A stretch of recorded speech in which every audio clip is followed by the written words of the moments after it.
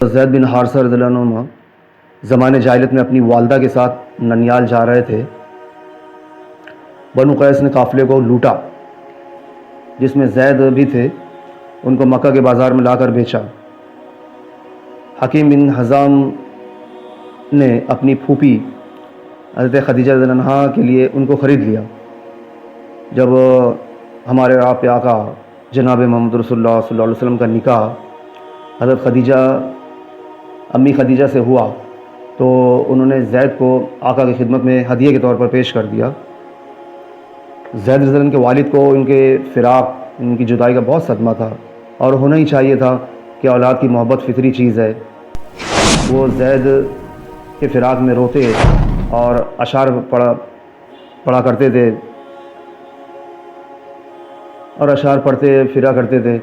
اکثر جو اشعار پڑھتے تھے ان کا مختصر ترجمہ یہ ہے کہ میں زید کی یاد میں روتا ہوں اور یہ بھی نہیں جانتا کہ وہ زندہ ہے تاکہ اس کی امید کی جائے، یا موت نے اس کو نمٹا دیا۔ اللہ کی قسم مجھے یہ بھی معلوم نہیں کہ تجھے اے زید نرم زمین نے ہلاک کیا یا کسی پہاڑ نے ہلاک کیا۔ کاش مجھے یہ معلوم ہو جاتا کہ تو عمر بھر میں کبھی بھی واپس آئے گا یا نہیں۔ ساری دنیا میں میری انتہائی غرض تیری واپسی ہے۔ جب آفتاب طلوع ہوتا ہے جب بھی مجھے زید ہی یاد آتا ہے، اور جب بارش ہونے کی ہوتی ہے جب بھی اسی کی یاد مجھے ستاتی ہے، اور جب ہوائیں چلتی ہیں تو بھی اس کی یاد کو بھڑکاتی ہیں۔ ہائے میرا غم اور میری فکر کس قدر طویل ہو گئی۔ میں اس کی تلاش اور کوشش میں ساری دنیا میں اونٹ کی تیز رفتاری کو کام میں لگاؤں گا اور دنیا کا چکر لگانے سے نہیں اکتاؤں گا۔ اونٹ چلنے سے اکتا جائیں تو اکتا جائیں، لیکن میں کبھی بھی نہیں اکتاؤں گا۔ اپنی ساری زندگی اسی میں گزار دوں گا۔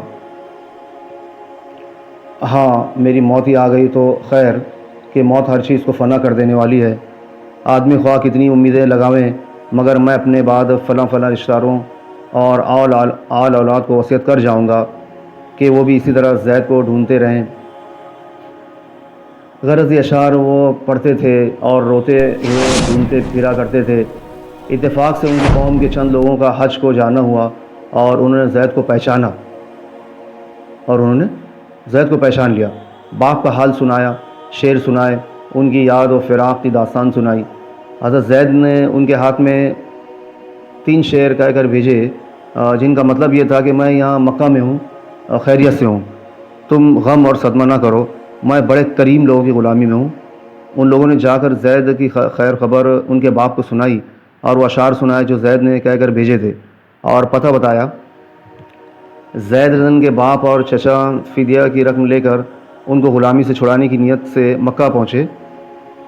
تحقیق کی، پتہ چلایا، آقا صلی اللہ علیہ وسلم کی خدمت میں پہنچے اور عرض کیا، اے ہاشم کی اولاد اور اپنی قوم کے سردار، تم لوگ حرم کے رہنے والے ہو اور اللہ کے گھر کے پڑوسی، تم خود قیدیوں کو رہا کراتے ہو، بھوکوں کو کھانا دیتے ہو۔ ہم اپنے بیٹے کی طلب میں تمہارے پاس پہنچے ہیں، ہم پر احسان کرو اور کرم فرماؤ اور فدیہ قبول کر لو اور اس کو رہا کر لو، بلکہ جو فدیہ ہو اس سے زیادہ لے لو۔ آقا نے فرمایا، کیا بات ہے؟ عرض کیا، زید کی طلب میں ہم لوگ آئے ہیں۔ آقا نے ارشاد فرمایا، بس اتنی سی بات ہے؟ عرض کیا کہ حضور بس یہی غرض ہے۔